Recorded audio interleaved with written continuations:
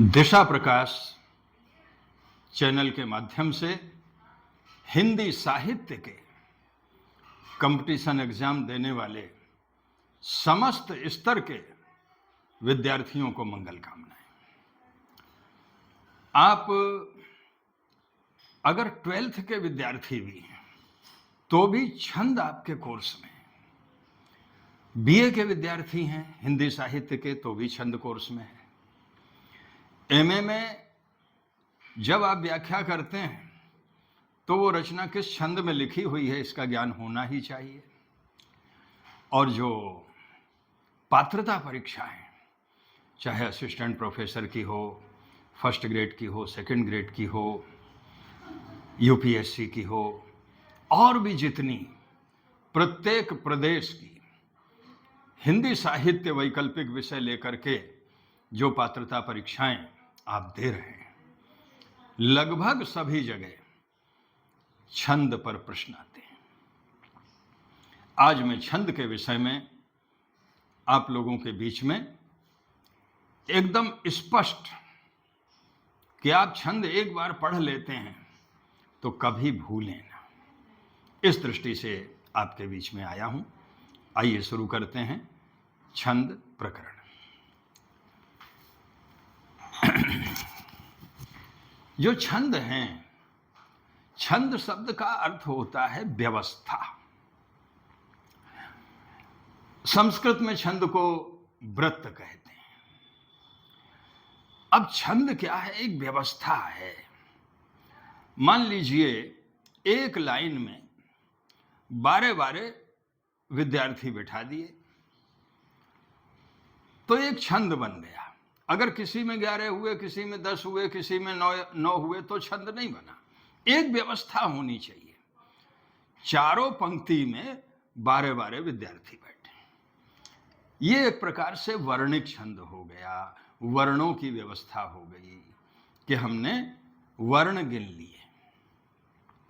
दूसरा ये भी हो सकता है कि किसी पंक्ति में जो विद्यार्थी बैठे हैं वो ज़्यादा हेल्दी हैं, ज़्यादा वजनदार, और किसी पंक्ति में बिल्कुल दुबले पतले बैठ गए तो भी डिसबैलेंस हो जाएगा। और छंद का अर्थ है व्यवस्था, तो उसको कहते हैं मात्रा। मात्रा मतलब वजन तोलना। छंद में एक तो हम वजन तोलते हैं और दूसरा हम वर्णों की गणना करते हैं। तो छंद की सीधी सी परिभाषा हो गई वर्णों अथवा मात्राओं की उचित व्यवस्था को छंद कहते हैं। अब छंद में कुछ चीजें ऐसी होती हैं जो छंद के घटक हैं, जिनके बिना छंद समझ में नहीं आता। और वो 4 चीजें हैं: लय, यति, गति, चरण, गण और मात्रा। गण और मात्रा को अगर अलग कर दें तो ये 4 चीजें। अब इन पर हम बड़े संक्षेप में आपसे चर्चा करते हैं। लय क्या है? लय एक प्रकार से छंद का प्राण है। लय छंद की आत्मा है। जब हम लय हमारे किसी छंद की जम जाती है ना, तो परीक्षा में कोई पंक्ति आती है कि ये किस छंद का चरण है, तो आपके लय अगर पकड़ में आ गई तो आप चट लिख देते हैं, अरे ये तो वंशस्थ छंद है, ये तो द्रुत विलंबित है, ये तो चौपाई की लाइन है। तो लय का बड़ा महत्व होता है छंदों में। दूसरी चीज होती है यति। यति का मतलब होता है श्वासों का विश्राम। भाई कोई लंबा छंद है, 30 वर्ण का छंद है, 24 वर्ण का छंद है, 32 वर्ण का छंद है, 31 वर्ण का छंद, तो अब इतनी लंबी श्वास तो रुकेगी नहीं, तो क्या करेंगे? तो उसमें एक यति की व्यवस्था होती है कि 4 वर्णों के बाद रुक जाओ, 8 वर्णों के बाद रुक जाओ, 12 वर्णों के बाद रुक जाओ, 16 वर्णों के बाद रुक जाओ। तो जहां पर श्वासों का विश्राम होता है उसको यति कहते हैं। तीसरी चीज है गति। अब वीर रस का छंद है और उसको अगर बड़े मंद गति में, विलंबित गति में, माने इसकी गति जो होती हैं वो द्रुत, विलंबित और सम, 3 प्रकार की होती हैं। अब विलंबित गति तो क्या है, बड़े धीरे धीरे आहिस्ता आहिस्ता पढ़ना है। द्रुत गति क्या है, तीव्रता से पढ़ना है। तो वीर रस का छंद प्रायः तीव्र गति से पढ़ा जाता है। अब देखिए, सवैया छंद है, एक भूषण सवैया लिख रहे हैं और एक घनानंद सवैया लिख रहे हैं। घनानंद जब सवैया लिख रहे हैं तो उस समय उसकी गति जो है वो विलंबित होती है, क्योंकि श्रृंगार रस, करुण रस, शांत रस, इसमें ओज की जरूरत नहीं है। वहां पर तो चित्त का द्रवीभूत होना, द्रवण जरूरी है। तो वहां पर जब घनानंद बोलते हैं तब तो उस छंद में इस तरह से उसको पढ़ना होता है कि हीन भय जल मीन अधीन, कहा कछु मोह अकुलान समाने। मछली जल के बिना तड़प के मर जाती है, वो मुझ बिरही की व्याकुलता की बराबरी भला कैसे कर सकती है। तो हीन भय जल मीन अधीन, कहा कछु मोह अकुलान समाने। नीर सनेही को लाए कलंक, निराश हुए कायर त्यागत प्राणे। वो तो अपने प्रियतम जल को कलंक लगवा देती है। दुनिया यही कहती है बेचारी पानी के बिना तड़प तड़प के मर गई। तो जो अपने प्रियतम को कलंक लगवा दे वो कैसी प्रिया। अब यही छंद, सवैया छंद, जब भूषण वीर रस में लिखते हैं तो उस समय अगर ऐसे बोला जाएगा कि पक्षी पर छीने, ऐसे परे पर छीने वीर, तेरी बरछीने हैं खलन के, तो ऐसा लगता है कि बड़ा कोई श्रृंगार का प्रसंग चल रहा है, शांत का प्रसंग चल रहा है। वहां पर विलंबित गति से पढ़ना पड़ेगा। पक्षी पर छीने, ऐसे परे पर छीने वीर, तेरी बरछीने हैं खलन के, तभी वो जो उत्पन्न होगा। इसी तरह से वो रणबीच चौकड़ी भर भर कर, चेतक बन गया निराला था, राणा प्रताप के घोड़े से पड़ गया हवा का पाला था। बिल्कुल कचरा हो गया अगर विलंबित पढ़ दिया तो। वीर रस का ओज का काव्य है। रणबीच चौकड़ी भर भर कर, चेतक बन गया निराला था, राणा प्रताप के घोड़े से पड़ गया हवा का पाला था, तभी हो जाएगा। तो इसको कहते हैं गति। तो लय भी हमको ख्याल में होनी चाहिए, यति का ख्याल भी होना चाहिए, गति का भी ख्याल होना चाहिए, द्रुत, विलंबित और समगति। अब चरण क्या है? कोई छंद ऐसी होती है जिसमें 6 चरण होते हैं, कोई छंद ऐसा होता है जिसमें 4 चरण होते हैं, 3 चरण के भी होते हैं छंद। तो चरण क्या है? एक पंक्ति। छंद कितनी पंक्ति में पूरा हुआ उसी को चरण कहते हैं। जैसे चौपाई छंद में 16-16 मात्राएं होती हैं और 4 चरण होते हैं। चारों पैर बराबर हैं इसलिए सममात्रिक है। चारों पैर अगर बराबर नहीं होंगे, 2 पैर बराबर हो गए तो अर्ध सममात्रिक हो जाएगा, और अगर पैर बराबर ही नहीं हुए तो विषम मात्रिक हो जाएगा। तो ये चरण की बात हो गई। अब गण क्या है? गण देखिए, 3 वर्णों के समूह को गण कहते हैं। अब 3 वर्ण यहां आप लोग देखेंगे, आप लोग जो लिखा हुआ है उसका स्क्रीनशॉट ले लें आपको सब कुछ बिल्कुल समझ में आ जाएगा। गणों की गणना करने के लिए गण सूत्र का विधान है कि यमाता राजभान सलगा, परंतु इससे पहले हम मात्रा के विषय में बता देंगे, तभी आप गणना कर पाएंगे। मात्रा में क्या होता है? मात्रा कहते हैं वर्ण के उच्चारण में लगने वाला समय। अगर किसी वर्ण के उच्चारण में समय कम लग रहा है तो वो लघु होगा, ज्यादा समय लग रहा है उससे दीर्घ होगा, और बहुत ज्यादा समय लग रहा है तो प्लुत होगा।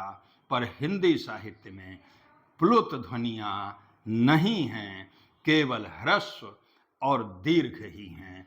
ह्रस्व के लिए जो चिन्ह है वो ये है, और दीर्घ के लिए जो चिन्ह है वो ये है।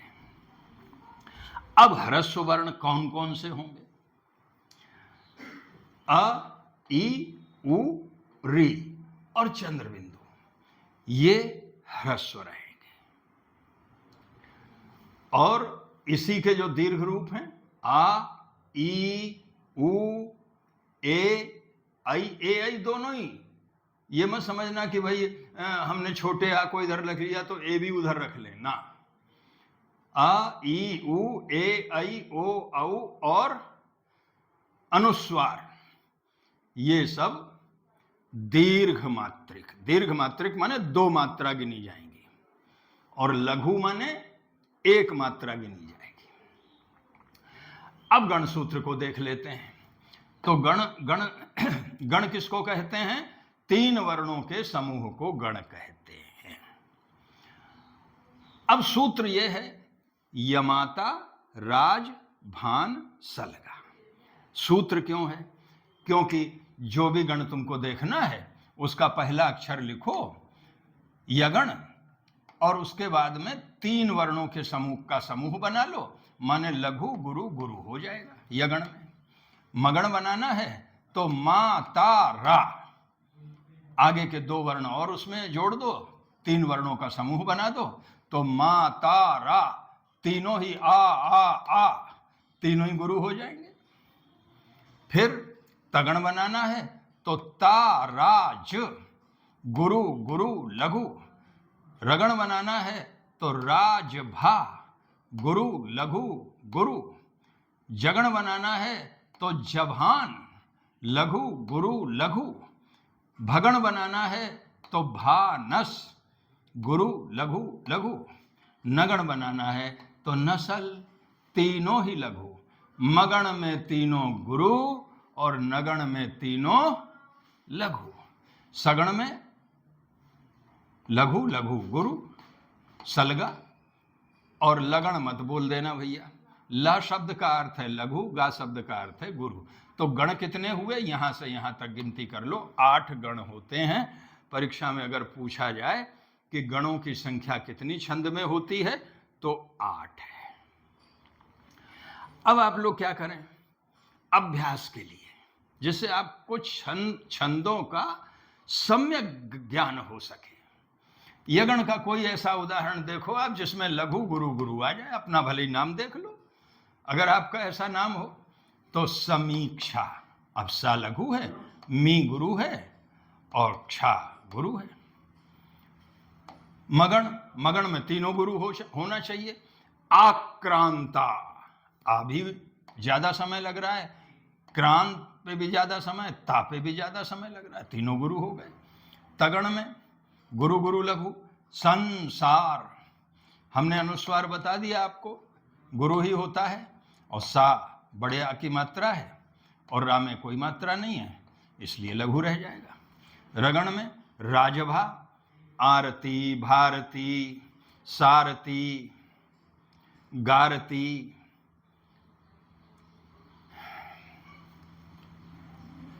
फिर जगण, जगण में लघु गुरु लघु। तो विकास, प्रकाश,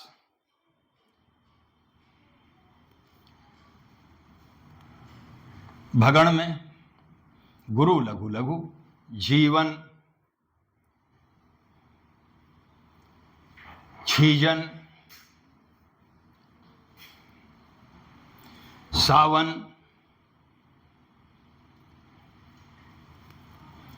भोजन। तो कोई भी शब्द आ जाए, पहला वाला गुरु आ जाए और दोनों लघु आ जाए। नगण में तीनों लघु होंगे, नयन है, शयन है, कमल है, मयन है। सगण में लघु लघु गुरु होता है, तो सरसी, अरसी, तो इस तरह के शब्द बन जाएंगे। मर्जी, तो ये गणों की गणना हो गई। गणों की गणना किसके अनुसार होती है? इस गण सूत्र के अनुसार हो जाती है। तो ये जो 6 चीजें हैं, लय, यति, गति, चरण, गण, मात्रा, और कौन सा लघु होगा, कौन सा गुरु होगा, इसका ज्ञान। अब थोड़ा सा मात्राओं की गणना के लिए एक बात और देखें। यहां मैंने लिखा है कि संयुक्ताक्षर से पहले वाला वर्ण लघु होते हुए भी गुरु गिना जाएगा। है तो वो लघु, परंतु गिना क्या जाएगा? गुरु गिना जाएगा।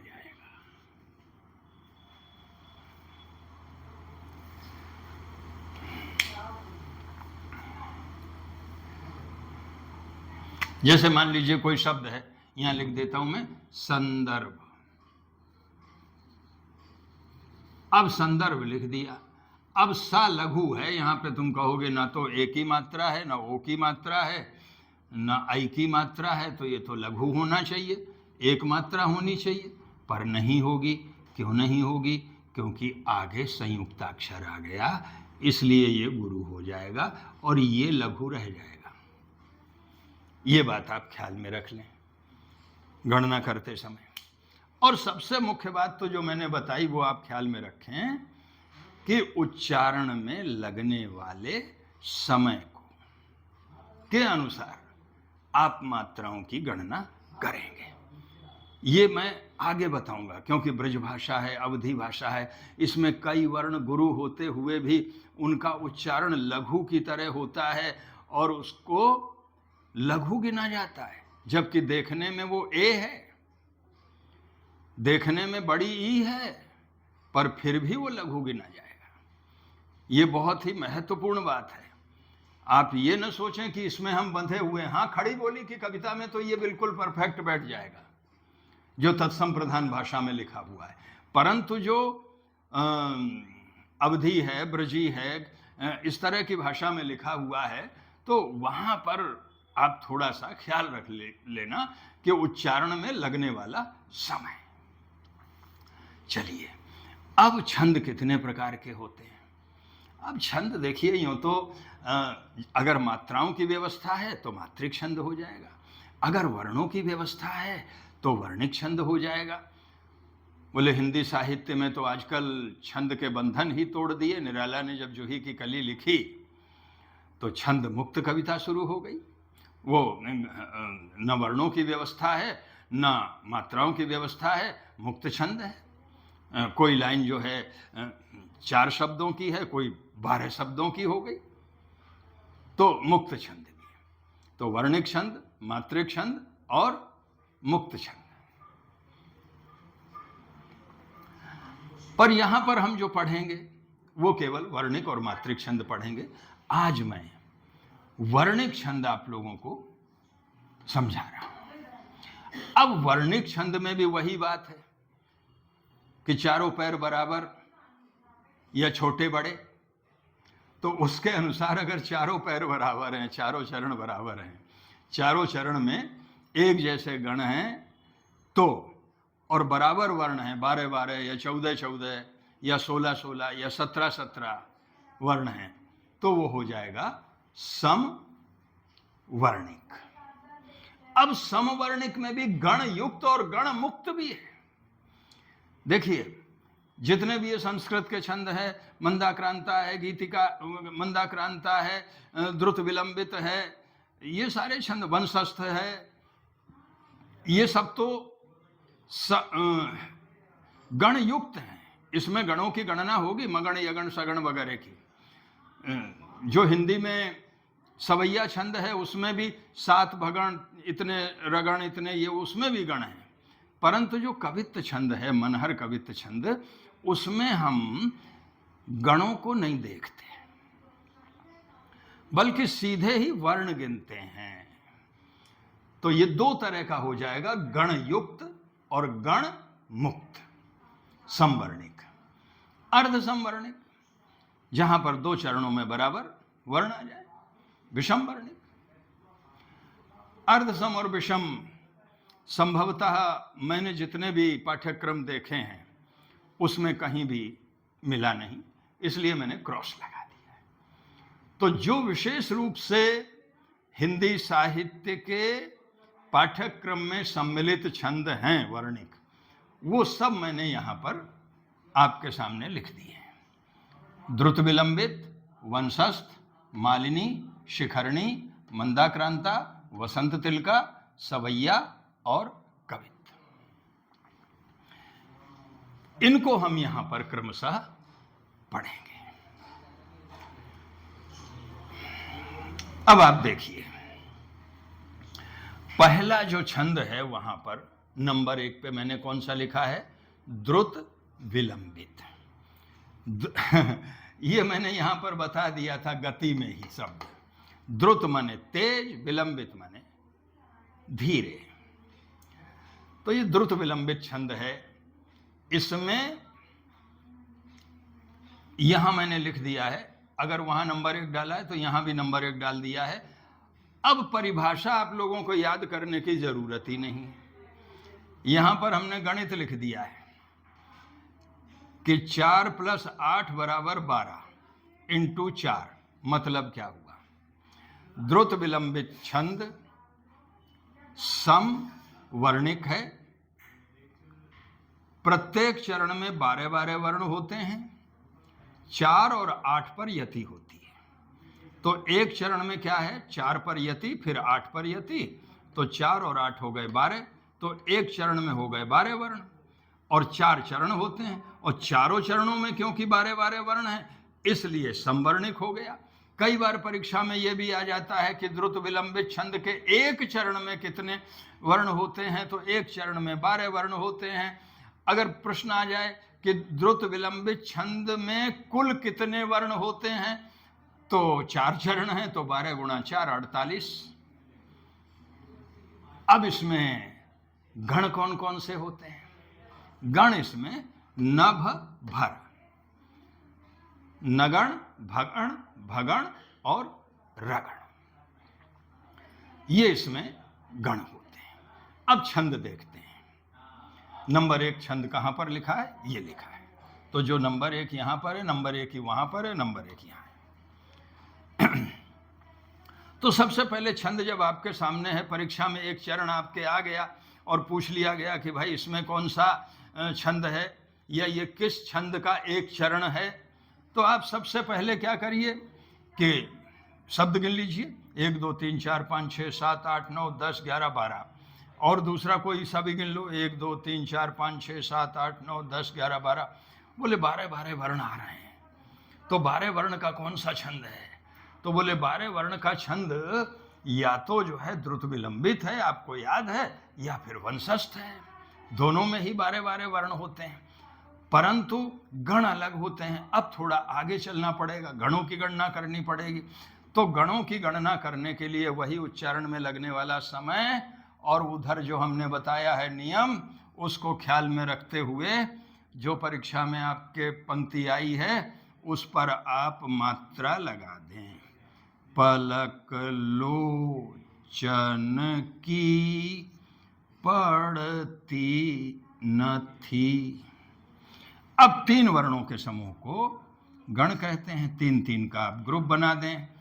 तो अब देखिए, तीनों लघु किसमें होते हैं? तीनों लघु नगण में होते हैं। यहाँ पर आप नगण न लिख दें। फिर जो है गुरु लघु लघु, गुरु लघु लघु कहाँ होता है? भगण में होता है। इसका 3 का ग्रुप बना करके आप भगण लिख दें। फिर जो है वही स्थिति फिर दोहरा दी गई, तो फिर इसका ग्रुप बना करके फिर से भगण लिख दें। फिर जो है गुरु लघु, गुरु किस में होता है? आप देख रहे हैं रगण में होता है, तो यहाँ पर आप रगण लिख दें। अब स्पष्ट हो गया, कन्फर्म हो गया कि नभ भर आया है तो द्रुत विलंबित छंद है। अब यहां नियम बता दिया था कि 4 और 8 पर यति होती है। 4 पर आप इस तरह का चिन्ह बना दें। और यहां पर यति दे करके रुक करके आप छंद पढ़ें, आराम से लय भी फिट हो जाएगी। देखें आप, पलक लोचन की पड़ती न थी। भले ही लोचन एक शब्द है पर एक साथ नहीं पढ़ना है, हमें जो है लो पर 4 पर रुकना पड़ेगा, यति देनी पड़ेगी। पलक लोचन की पड़ती न थी, हिल नहीं सकता तन लोम भी, छविरता वनिता सवयों बनी, उपल निर। अब निर पे जाके रुकना है यहां पर, क्योंकि 4 वर्ण पूरे हो जाएंगे, 4 पर यति करनी है। उपल निर मित पुत्तलिका यथा। और ये वाला उदाहरण जिस समय मैंने छंद पढ़ाया था, उस समय जब स्तंभ नाम का सात्विक भाव पढ़ाया था, उस समय भी उदाहरण दिया था। कृष्ण आ रहे हैं गाय चरा करके, और जितनी भी ब्रज की गोपियां हैं सब अपने अपने घर से दर्शनों के लिए बाहर निकल आई हैं, और कृष्ण की छवि कहीं रह न जाए देखने से, तो पलक लोचन की पड़ती न थी, अपनी पलकें भी नहीं झपका रही हैं, और हिल नहीं सकता तन लोम भी। शरीर के हिलने की बात तो दूर रही, शरीर का एक रोम भी नहीं हिल रहा है। जो जिसके कंधे पे हाथ रखे वहीं वैसे के वैसे रखे हुए। किसी ने अगर एक पैर ऊपर रख रखा है तो एक पैर ऊपर ही रखा है, किसी ने अगर कोई लता थाम रखी है तो लता को पकड़े हुए है, ज्यों की त्यों बन गई है जैसे कोई मूर्ति हो। तो पलक लोचन की पड़ती न थी, हिल नहीं सकता तन लोम भी, छविरता वनिता सवयों बनी, उपल निर्मित पुत्तलिका यथा।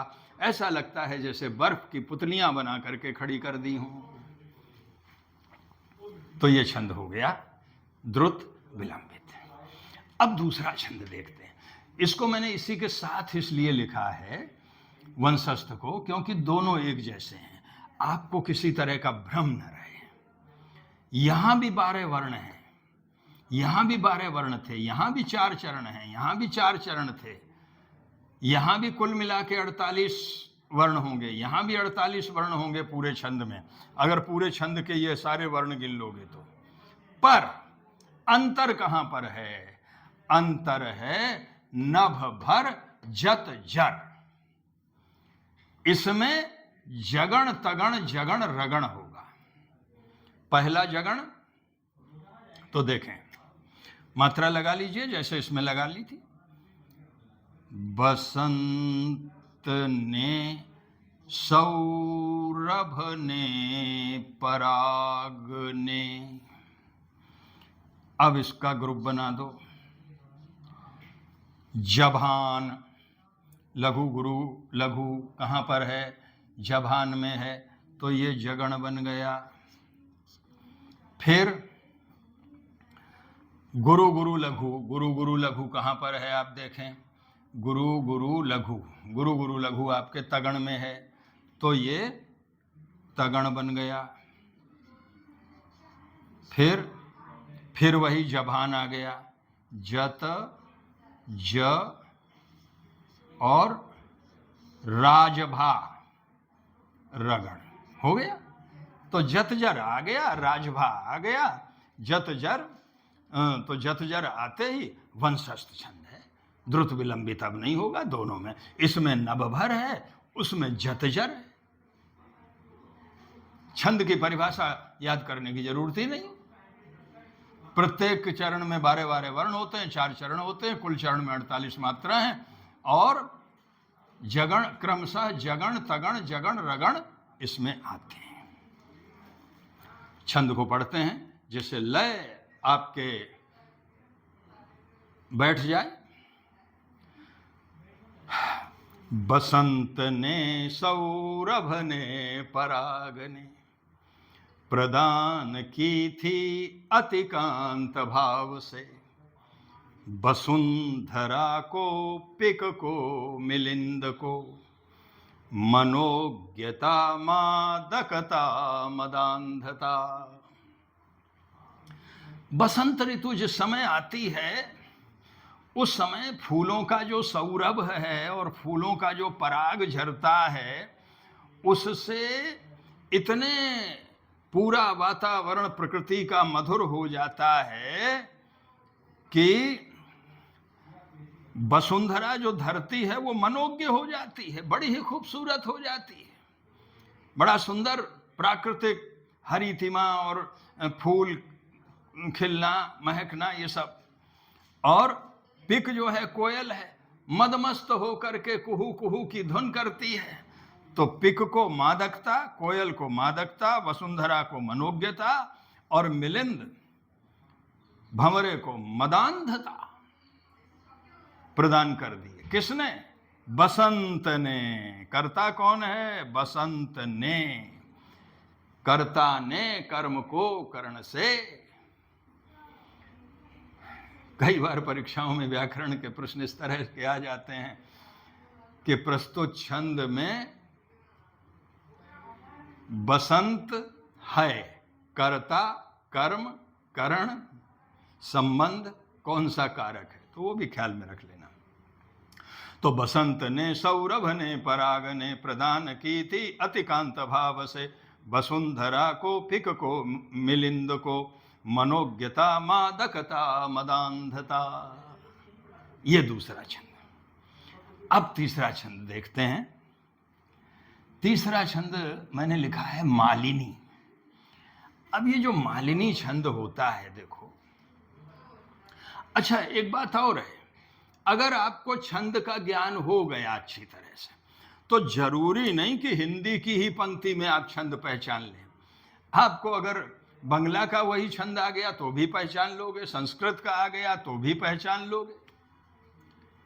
यही छंद जो है, पलक लोचन की पड़ती न थी, संस्कृत में आ जाए। उत्तर रामचरितम का छंद है, संस्कृत वाले भी ध्यान दे लें जो संस्कृत से आरपीएससी वगैरह दे रहे हैं। आई कठोर यशः किलते प्रियम ननु यशो किम घोरमतः परम किम भवत् विपिने हरिणी दृशः कथयनाथ कथम बत मन्यसे।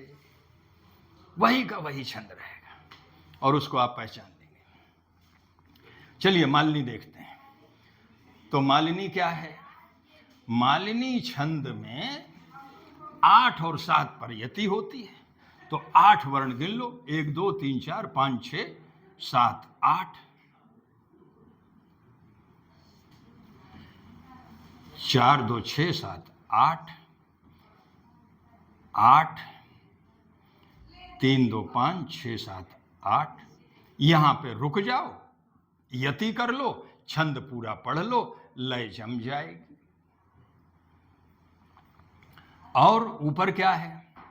अब मालिनी का जो लक्षण है पूरा, 8 और 7 पर यति होती है, तो 8 और 7 मिला के हो गए 15, और 4 चरण हैं, सम्मात्रिक है, अरे संवर्णिक है, तो 15 गुणा 4, छंद में कुल कितने वर्ण हुए? 60 वर्ण हो गए। और इसका जो गण कौन कौन से होते हैं? न न म या, पीछे 2 या, शुरू में 2 ना, बीच में फंसा 2 मा, ननमय। संस्कृत में भी छंद का लक्षण संस्कृत वाले याद कर ले, ननमय ययुतेयम मालिनी भोगिलो कही, संस्कृत का लक्षण। भाई एक साहित्य पढ़ते हैं तो सारे साहित्य को रिलेटेड होते हैं। चलिए मात्रा लगा के देखते हैं पहले। लख कर मुख सूखा सूखता है कलेजा। अब देखें 3 3 का ग्रुप बना डालो, 3 3 3 3, और ये नीचे बना देता हूं, ये लो।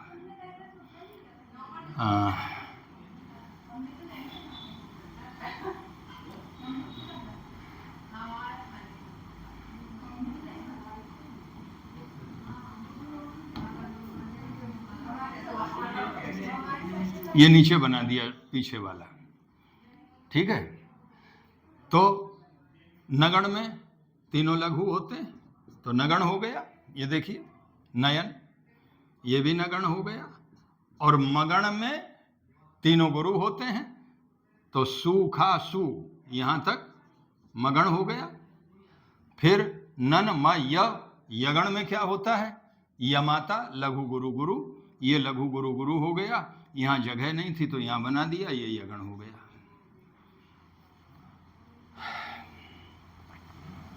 अब इस यति पर रुक करके पढ़ दो, अपने आप लय बैठ जाएगी। लख कर मुख सूखा, सूखता है कलेजा, उर विचलित होता है बिलो के दुखों को, सिर पर सुत के जो आपदा नाथ आई, यह अवनि फटेगी और समा जाऊंगी मैं। अब संस्कृत में आ जाए यही क्षण संस्कृत वालों के लिए। तो जयति जगत मायां यस्य कायाधवस्ते, रचन वचन मेकम केवलम चाकलय्या, ध्रुव पदमपि यातम यत्कृपातो ध्रुवोयम, सकल कुशल पात्रम ब्रह्मपुत्रम नतास्मि। तो ज्यों का त्यों, चाहे संस्कृत हो हिंदी हो। तो ये छंद हो गया मालिनी। किसी भी तरह का काव्य शास्त्र में मैंने आपको काव्य लक्षण, काव्य हेतु, काव्य प्रयोजन, छह संप्रदाय, रस संप्रदाय, अलंकार संप्रदाय, रीति संप्रदाय, औचित्य संप्रदाय, रस संप्रदाय, ध्वनि संप्रदाय और पाश्चात्य काव्य शास्त्र और अलंकार सारे, ये सब कुछ, और शब्द शक्ति, ये सब या तो लाइव पर और या फिर जो है ना बड़े वीडियो में पढ़ा रखे हैं। अगर कहीं भी किसी भी तरह का कोई भी डाउट हो किसी को, कमेंट बॉक्स में वो विद्यार्थी जो है, मैं स्वागत करूंगा अच्छे विद्यार्थियों का जो अपने संशय का निराकरण करना चाहें कर सकते हैं। अगला छंद देखते हैं। तो मालिनी हो गया। शिखरणी। अब जो शिखरणी छंद होता है 4 नंबर पे आप देखें, 6 और 11 पर यति होगी, तो 6 और 11 कितने हो गए वर्ण? 17 हो गए। 4 चरण होते हैं, क्योंकि समवर्णिक है इसलिए प्रत्येक चरण में 17 वर्ण होंगे। तो कुल मिला के कितने वर्ण हो गए? 68 वर्ण हो गए। गण सूत्र क्या है? यमन सभ, यगण मगण नगण सगण भगण प्लस लघु गुरु। तो देखें 3 3 6, 3 3 9, 3 4 12, 3 5 15, 16 और ये 17 वर्ण। तो 17 वर्ण हो गए। संस्कृत वाले याद कर लें, संस्कृत में लक्षण रसई रुद्रई छिन्ना, यमन सभलागा शिखरिणी। पहली यति होगी रस पर। रस कितने होते हैं? 6। खट्टा, मीठा, कसैला, नमकीन, है ना, तीखा, है ना। तो भोजन के 6 रस, 6 पर यति हो गई। और रुद्र कितने होते हैं? 11, 11 रुद्र होते हैं। तो रसई रुद्रई छिन्ना, छिन्ना माने यति, यमन सभलागा शिखरिणी। यमन सब लागा, लागा माने लघु और गुरु, लागा शिखरिणी। अब इसको देखते हैं 4 नंबर पे। 4 नंबर पे ये छंद शिखरिणी, मात्रा लगा डालो। अनूठी आभा से। आप लोगों को परीक्षा में ये थोड़ी पता कौन सी लगानी, आप तो वर्ण देख करके जो मात्रा लग रही है लगा डालो, फिर 3 के ग्रुप बना देना। ग्रुप बनाते क्लियर हो जाएगा। सरस सुषमा से, सुरस से, हो गया। आप 3 3 के ग्रुप बनाओ। तो क्या था? यमन सब लागा। तो देखिए यमाता लघु गुरु गुरु, म मगण मातारा तीनों ही गुरु मगण, यमन नगण, नसल तीनों ही लघु, यमन सब सगण, सलगा लघु लघु गुरु सगण, यमन सब, भानस गुरु लघु लघु भानस। फिर अंत में लघु और गुरु, ये लघु है भाई, है ना, यमन सब लागा शिखरणी। अब रसई रुद्र छिन्ना है, 6 पर यति करनी है। तो देखिए 6 वर्ण गिने आपने, अनूठी आभा से यहां तक 6 हो गए, बना जो देती थी यहां पे 6 हो गए, निराले फूलों की यहां पे 6 हो गए, जड़ी बूटी हो यहां पे 6 हो गए। यहां पे रुक जाइए, छंद पढ़ दीजिए, संस्कृत का हो चाहे हिंदी का हो। देखें, अनूठी आभा से, सरस सुषमा से, सुरस से, बना जो देती थी, बहुगुणमयी भू विपिन को, निराले फूलों की विविध दल वाली अनुपमा, जड़ी बूटी हो बहु फलवती थी विलसती। अब संस्कृत में, अगर संस्कृत वाले विद्यार्थी दे रहे हैं तो आप लोग जो नवरात्रा में व्रत करते हैं तो देवी जी की आरती करने के बाद में वो पढ़ते हैं ना, कुपुत्रो जायेता क्वचिदपि कुमाता न भवति, तो वो इसी छंद में, शिखरणी छंद में। छंद का अर्थ भी हृदयंगम कर लो और जल्दी याद होता है। चलिए अगला छंद देखते हैं। 4 के बाद 5वां कौन सा है? 5वां छंद है आपका मंदाक्रांता। मंदाक्रांता छंद जो है ये भी बहुत प्यारा छंद है। इसमें क्या होता है, इसमें 2 बार यति होती है, 3 बार, 4 पर, फिर 6 पर, फिर 7 पर। संस्कृत वाले याद रख लें, मंदाक्रांता अंबुधि रस नगहि मो भनौ तौग युग्मम। अगर नेपाली के कोई विद्यार्थी हो, नेपाली भाषा के, तो नेपाली में याद कर ले। मंदाक्रांता मभन ततभई अंत दीर्घई दुईमा, ये नेपाली भाषा। तो किसी भी भाषा का छंद हो आपका, तो मभन तत, मगण भगण नगण तगण तगण, और अंत में 2 गुरु। तो कितने हो गए देखिए, 5 3 15, 16 17, 17 वर्ण होते हैं। शिखरणी में भी 17 हैं और इसमें भी 17 हैं। अंतर कहां पर है? या तो आप लय पकड़ लीजिए, 4 6 7 पर यति करके पढ़ने में आ रहा है क्या, और या फिर आप इन गणों पर ध्यान दे लीजिए, अपने आप कभी गलत होगा ही नहीं। चलिए छंद पढ़ते हैं। तो पहले मात्रा लगा दें। देखें, रो रो। अब देखिए ये यहां पर संयुक्ताक्षर है, ये भले ही लघु है पर गुरु लगाया जाएगा। चिंता सहित दिन को राधिका थी बीताती, लग गया। अब मभन तत्व भाई, तो ये देखिए मगन हो गया, तीनों गुरु हैं, मगन है। भानस, ये भगण हो गया। फिर ये देखिए तीनों लघु हैं, नगण हो गया, मभन, और ताराज, तगण हो गया, और ताराज 2 बार आएगा, फिर से तगण हो गया, और अंत में 2 गुरु। चलिए अब यहां पर देखिए यति मैंने पहले से ही लगा दी है ना, तो है क्या, मंदाक्रांता अम्बुधि। समुद्र कितने हैं? 4 हैं, तो 4 पर यति कर ली। और रस पहले ही बता दिए 6 होते हैं भोजन के, तो ये साहित्य वाले 9 रस नहीं, ये भोजन वाले 6 रस हैं, तो ये 6 पर यति हो गई, 6 अक्षर पे यति लगा दी। और नगही पर्वत कितने हैं प्रसिद्ध? 7 हैं, तो अंत में 7 बच जाएंगे।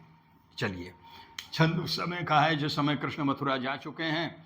प्रिय प्रवास में अयोध्या सिंह उपाध्याय हरिऔध लिख रहे हैं कि कृष्ण के जाने के बाद में राधा किस प्रकार से रह रही है। रो रो चिंता सहित दिन को, बस यति का ध्यान रखें, जहां यति है वहां रुकें। रो रो चिंता सहित दिन को, राधिका थी बिताती, आंखों को थी सजल रखती, आंसू भरे हुए, उन मना थी दिखाती। शोभा वाले जलद बपू की, जलद बपू किसका है? सांवला रंग का शरीर किसका है? कृष्ण का। तो शोभा वाले जलद बपू की हो रही चात की थी, उत्कंठा थी परम प्रबला, वेदना वर्धिता थी। चलिए, अगर सीधे क्लास होती, हमारे सामने आप लोग होते ऑफलाइन में, तो पूछता कि यहाँ पर कौन सा रस है, तो वियोग श्रृंगार है यहाँ पर, और राधा के विरह का वर्णन इसमें छंद में किया गया है। तो ये मंदाक्रांता छंद हो गया। संस्कृत वाले याद कर, शांताकारं भुजगशयनं पद्मनाभं सुरेशम, भगवान विष्णु की नारायण की स्तुति इसी छंद में है वो। चलिए, अब छठा छंद देखते हैं, बसंत तिलका। तो बसंत तिलका जो है, इसमें क्या होता है, ये छठा देखो यहां लिख दिया है मैंने, आप लोग जिस समय स्क्रीनशॉट लें ध्यान रखना। तो उक्ता वसंत तिलका तब जा जगऊगा, संस्कृत वालों को बता रहा हूं कि उनका लक्षण होगा उक्ता वसंत तिलका तब जा जगऊगा। तब ज और गऊगा माने 2 गुरु अंत में, तो 4 तो हो गए गण, तो 4 तिया 12 और 13 और 14, 14 वर्ण होते हैं, 4 चरण होते हैं, समवर्णिक छंद है, कुल चरण में 56 वर्ण होते हैं, और 8 और 6 पर यति होती है। तो छठा वाला देखें कहां पर है, ये नीचे है भाई, है ना। तो यहां पर आपने यति लगा ली, यति जो है आपकी 8 पर है, तो देखो 1 2 3 4 5 6 7 8, ये 8 पर यति, ये 8 पर यति, ये 8 पर यति। भले ही अक्षर बीच में टूटे टूटने दो, भूतल एक ही शब्द है, पर भू पर ही रुकना है, ये ख्याल में रख लेना। देखें, लगा देता हूं मात्रा पहले, जैसी मनोहर हुई यह यामिनी थी। तो देखें क्या बन गया, क्या नियम है, तब ज, तो ताराज तगण हो गया, भानस भगण हो गया, फिर जभान जगण हो गया, फिर से जभान, फिर जगण हो गया, फिर अंत में 2 गुरु बच गए, गुरु गुरु, ये हो गया। लय पढ़ते हैं यति के अनुसार, जैसी मनोहर हुई यह यामिनी थी, वैसी कभी न ब्रजलोचन ने बिलोकी। जैसी बही रस सरी इस सरवरी में वैसी कभी न ब्रज भू तल में बही थी। भू पर ही रुकना है। तो ये संस्कृत के जितने भी छंद थे यहां तक, बसंत तिलका तक, ये सब संस्कृत के छंद थे। और क्योंकि अयोध्या सिंह उपाध्याय हरियोध ने प्रिय प्रवास में खड़ी बोली हिंदी का जो पहला महाकाव्य कहा जाता है, यह भी प्रश्न कई बार नेट तक में आया, यूजीसी नेट में, कि खड़ी बोली का पहला महाकाव्य कौन सा है। तो खड़ी बोली का पहला महाकाव्य प्रिय प्रवास। कवि कौन? अयोध्या सिंह उपाध्याय हरिऔध। अब इसके बाद में जो दो छंद बचे, सवैया और कवित। आप 2 मिनट इसको बोर्ड को देखें, स्क्रीनशॉट वगैरह लें, 1 मिनट में मैं आता हूं।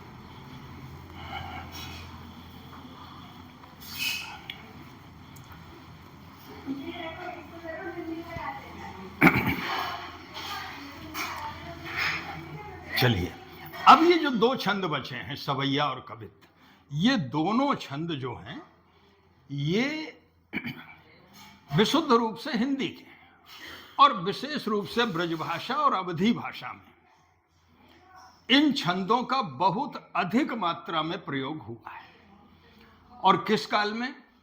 भाई शुरुआत तो कवितावली तुलसी की जो है उसमें कवित तो सवैया छंद का प्रयोग खूब हुआ भक्ति काल में, पर रीति काल में सर्वाधिक जिस छंद का प्रयोग हुआ वो है सवैया और कवित।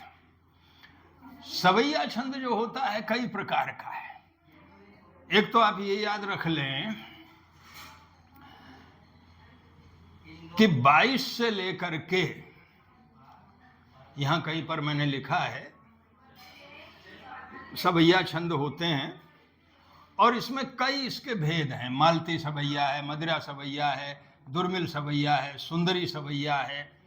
परंतु इन सभी सवैया छंदों में सबसे ज्यादा जो प्रचलित है वो है मत्त गयंद सवैया। और मत्त गयंद में शुरू में 7 भगण होते हैं और अंत में 2 गुरु होते हैं, 23 वर्ण हो गए। और रसखान ने इसका खूब प्रयोग किया और आपके भक्ति काल में सुदामा चरित में इसका खूब प्रयोग हुआ है। देखें आप, मत्त गयंद सवैया, 23 वर्ण होने चाहिए इसमें। अब 23 वर्ण आप यहां से गिन लें, 1 2 3 4 5 6 7 8 9 10 11 12 13 14 15 16 17 18 19 20 21 22 23। अंत में 2 गुरु होते हैं, तो 2 गुरु पहले आपने लगा दिए यहां पे। और यहां पर अब मात्रा लगा जाए, या ल कुटी आरु कांवरी या पर राज ती हूं पुर कौत जी डारो। अब 7 भगण हैं, सब एक जैसे मिलेंगे तुमको। गुरु लघु लघु, गुरु लघु लघु, भानस भानस भानस भानस। ये देखो, ये हो गया भानस, ये भानस, ये भी भगण, ये भी भगण, ये भी भगण, ये भी भगण, ये भी भगण। तो सब भगण भगण भगण हो गए। लय देख लें इसकी, बड़ा प्यारा छंद है कि याल कुटियरु कांवरिया पर रसखान कह रहे हैं कि कृष्ण की लकुटी और कंवरिया अगर मिल जाए तो उस पर तीनों लोकों के राज्य को भी मैं त्यागने को तैयार। एक तरफ त्रिलोकी का राज्य कोई दे रहा हो और एक तरफ कह रहा हो कि कृष्ण की लकुटी और कंवरिया रसखान तुझको मिलेगी, तो रसखान कहते हैं मुझे तो कृष्ण की लकुटी और कंवरिया चाहिए, तीनों लोकों का राज्य नहीं चाहिए।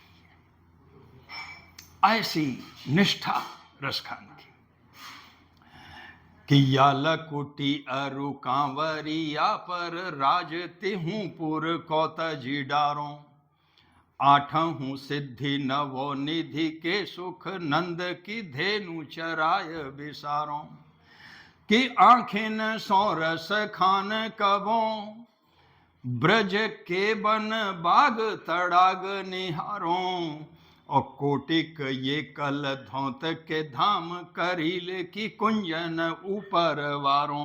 अब यहाँ पर जो मैंने पहले कहा था उस बात का आप ख्याल कर लें कि देखिए, अगर आप इस नियम के अनुसार चल रहे हैं कि 7 भगण और अंत में 2 गुरु हैं, तो यहाँ देखो क्या हो रहा है। कोटिक ये कल धौत के धाम करील की कुंजन ऊपर बारों। ये तो ठीक है भाई, भगण है, ये भी भगण है, पर यहाँ भगण कहाँ है? ये के जो है ये अलग हो गया। फिर यहाँ देखिए, ये तो भगण है, ठीक है, पर यहाँ फिर भगण नहीं है, ये फिर की अलग हो गया। अब क्या करें? इसीलिए मैंने शुरू में आप लोगों को कहा था कि उच्चारण में लगने वाले समय के अनुसार गणना आप लोग करें। ब्रज भाषा और अवधि ऐसी है। अब तुलसी की एक चौपाई है कि इतना कहत छींक भई बाएं। अब इतना में ए आ रहा है, ए में अगर तुमने गुरु लगा दिया तो 17 मात्राएं हो जाएंगी, जबकि चौपाई में तो 16 मात्राएं ही होती हैं एक चरण में। तो यहां भी वही स्थिति है। आप पढ़ करके देखें कैसे पढ़ेंगे इसको। आप जो है ना, गुरु न पढ़ करके इसका उच्चारण लघु की तरह होगा, इसका उच्चारण भी लघु की तरह होगा। देखें आप कि कोटिक ये कल धौत के धाम, के में समय नहीं लग रहा है, समय नहीं लग रहा तो 2 मात्रा क्यों? कोटिक ये कल धौत के धाम, कोटिक ये कल धौत के धाम करील की कुंजन की में भी समय नहीं लग रहा है, करील की कुंजन ऊपर वारों। तो उच्चारण में लगने वाले समय को ही मात्रा कहते हैं। तो ये आपका सवैया छंद का मत गयंद सवैया आप लोगों ने देखा। अब एक और बचा है जो वर्णिक छंद यहां पर पूरे हो जाएंगे। अगला छंद है आपका कवित्त छंद, है ना, 8 नंबर पे। तो बोर्ड में जगह थी नहीं, इसलिए आप लोग एक बार स्क्रीनशॉट जिन्होंने न लिया हो वो ले लें। मैं इसको मिटा करके और कवित्त छंद अब लिखूंगा।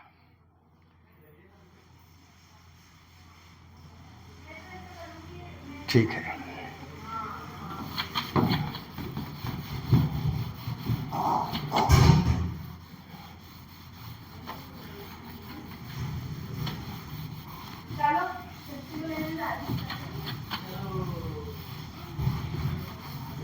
देखिए, कवित्त छंद जो होता है ये मनहर कवित्त विशेष रूप से, और मनहर कवित्त में 4 चरण होते हैं। तो या तो आप जो है मनहर कवित्त ऊपर लिखा ही हुआ है परिभाषा, वहीं पर आप देख लें, ये लिखी हुई है। मनहर कवित्त में या तो आप 8 8 8 7 पर यति कर लें, तो ये कितने कुल हो जाएंगे? इनको जोड़ करके 31 हो जाएंगे। तो एक चरण में 31 वर्ण, और सम वर्णिक है इसलिए 4 चरण होंगे। कुल मिलाकर के 31 गुणा 4। अगर पूछा जाए कवित्त छंद में कुल कितने वर्ण होते हैं तो 124 को गोला करना कुल, और एक चरण में कितने होते हैं तो 31। यति का मामला यह है कि या तो 8 8 8 7 पर यति कर लो, या फिर आप विकल्प से 16 और 15 पर भी यति कर सकते हैं और ये भी 31 हो जाएगा। हम दोनों तरह से बोल करके बता देंगे। देखें, भेजे मन भावन के ऊधव के आवन की,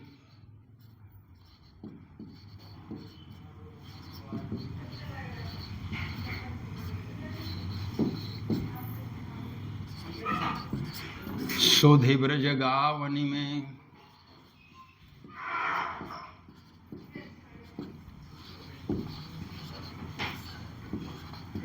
पावन जबै लगी,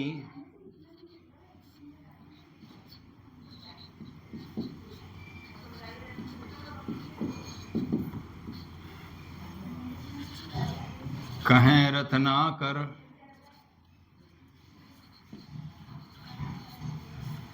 ग्वालिन के झोर झोर,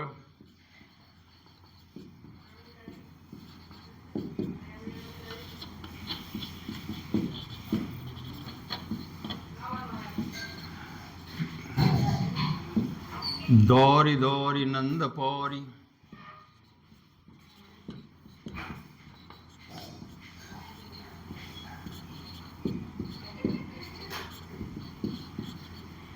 आवनी तवे लगी,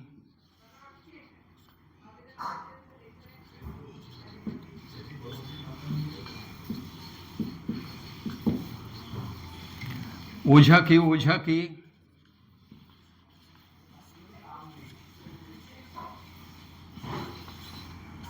पद कंजन के,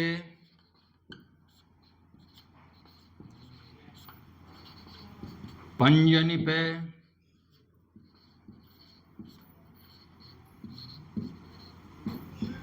पेखी पेखी पाती,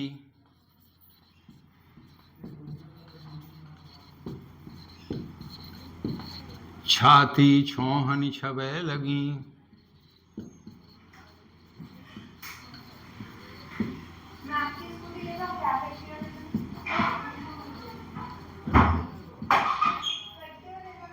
हमको लिख्यो है कहा,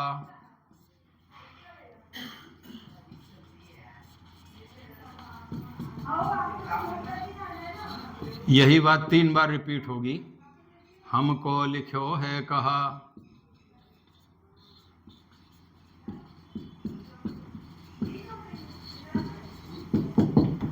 हमको लिख्यो है कहा,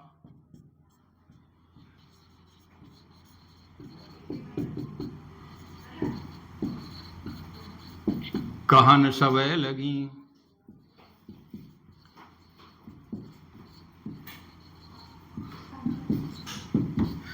अब देखिए, आप 8 और 8 8 8 8 7 पे यति कर लें तो भेजे मन भावन के, यहां पर 8 वर्ण हो गए, ठीक है।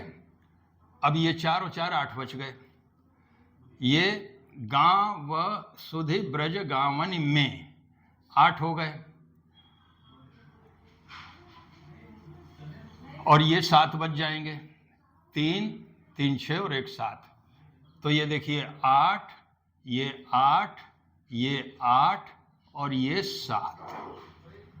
तो या तो 8 और 8 8 8 7 पर यति कर लें, और या फिर पूरी लाइन एक साथ बोल लें, तो ये यहां से यहां तक हो जाएंगे 16 और ये रहेंगे 15।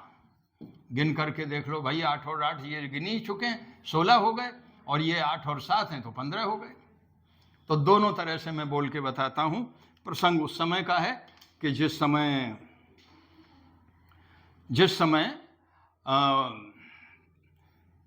उद्धव जी आते हैं, कहां पर, ब्रज में, कृष्ण का संदेश लेकर के।